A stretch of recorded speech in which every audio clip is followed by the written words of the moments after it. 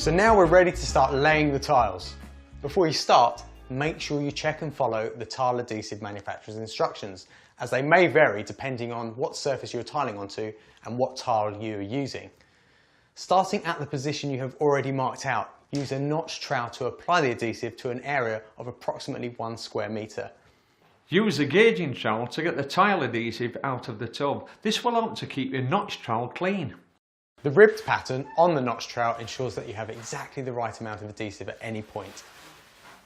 Next, bed the tiles firmly into the adhesive using the twisting action to ensure full contact.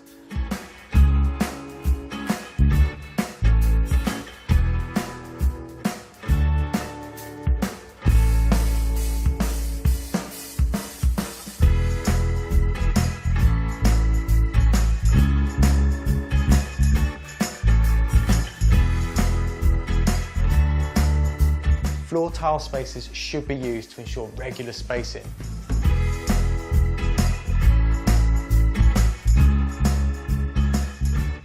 Occasionally, check the surface of the tiles with a spirit level to ensure that the tiles remain flat to each other.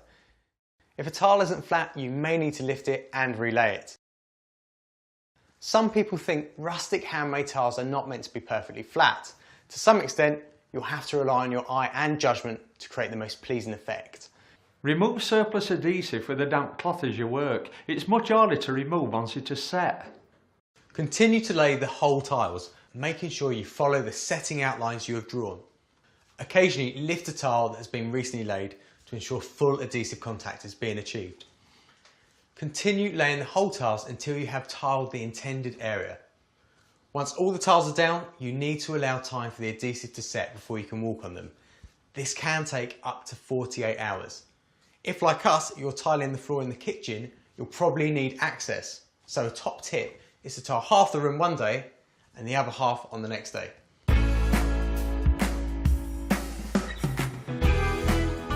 To fill the gaps between the last hole tiles and the wall, you'll need to measure and cut some tiles. A good way to do this is to lay the tile that needs to be cut directly on top of the nearest hole tile to the wall. Then lay another tile on top, using it as a template. Press the edge of this top tile right up to the wall and then use a tile marker to mark the tile beneath. Remember to take into account space for grouting though. That'll give you exactly the right shape.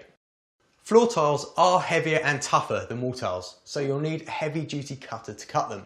Before you start cutting though, remember to wear goggles and gloves, as sharp shards can fly off the tiles as you cut them. You could use a flatbed tile cutter like this. Alternatively, you could use an electric tile cutter with a super sharp diamond wheel blade. For more guidance on cutting tiles, including cutting around obstacles, see our films How to Tile Around Obstacles and How to Cut Tiles. Once you've cut your tiles, check that they're the right size by placing them into the gap. If it doesn't quite fit, you can use tile nippers and a tile file for slight adjustments. If they fit perfectly, apply adhesive to the back of the tiles and fix them like before.